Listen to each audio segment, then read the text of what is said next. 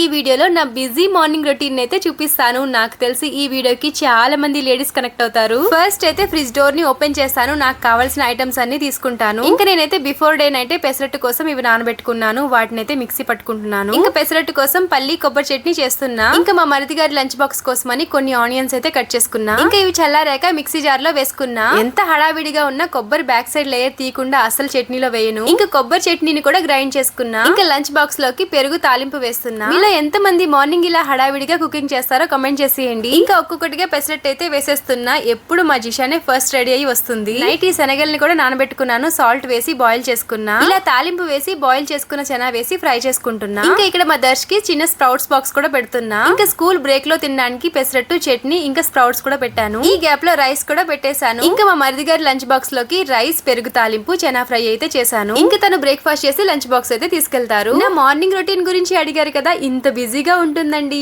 Bye bye.